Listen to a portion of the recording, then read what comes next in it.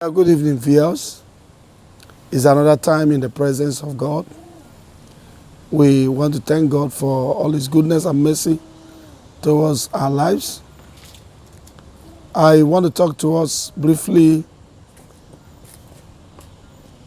about evangelism, which is the heartbeat of God our Father, the real purpose for which Jesus came and died for mankind. That is the heartbeat of God. The cry of God for the salvation of the world, salvation of mankind, which as a people and as a church we have neglected. And I see God weeping in heaven, even though we think that we have won a lot of souls for the kingdom, even if we think that the whole world is saved already, because everywhere you go, you find churches on every street, on every city, even in the marketplace. Sometimes you find people singing and dancing and praising the Lord. And so we think that so much has been done. A lot of souls have been won. And so to some church folks, it's like we have arrived. It's like we don't need to preach anymore. The fire of soul winning, the fire of evangelism is dying and gradually and dying in the church. No more seminars on evangelism. No more teachings on evangelism. No more prayers on evangelism, which is the hallmark, which is the main heartbeat of God the Father.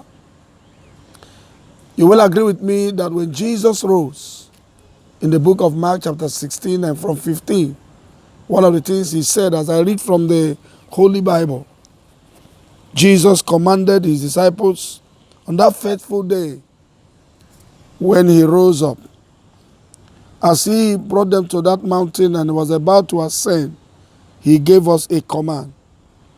And this is a command with a promise. He said unto them,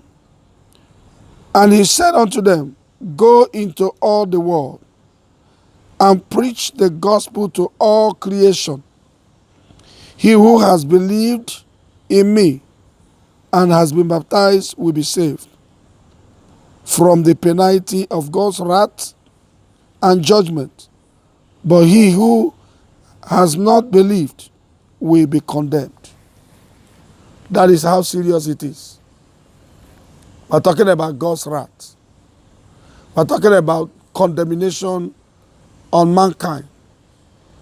And God expects us who are saved, who have been redeemed, who have tested the power of his mercy, to go forth every nook and cranny and share the good news.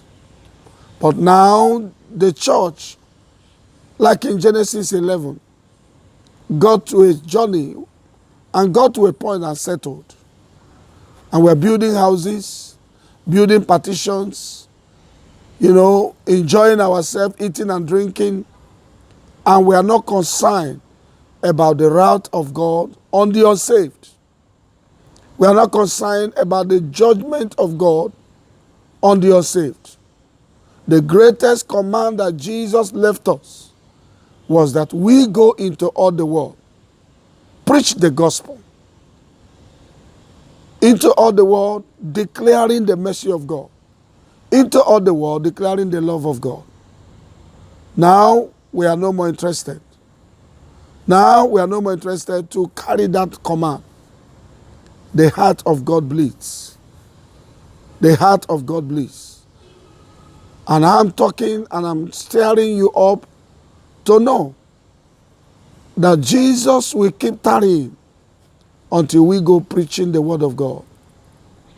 So much souls to be saved, so much souls to be delivered. All over the place, you see naked images, you see smokers, you see people who are created in the image and likeness of God, wallowing in sin.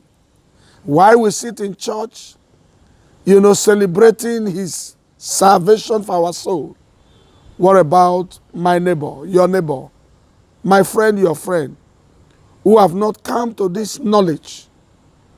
And you and I, we are rejoicing. Our family is sinking. Our friends are heading headlong to hell, gradually being dragged by the devil into eternal damnation. What a pity. To a generation that is looked upon by God, to a people that has so much heaven investment on them. Heaven sending his only begotten Son. If there's anything God have done for mankind, is sending his Son. That was God's greatest investment on earth. And men who claim to have received this mercy of God have no bearing, no feeling, no pain in their heart. That gradually, eternity is closing on some people. And I pray, as you listen to this short telecast, may the Spirit of God touch your heart to arise and come back to that place where God have commanded us to be. Thank you for listening. God bless you.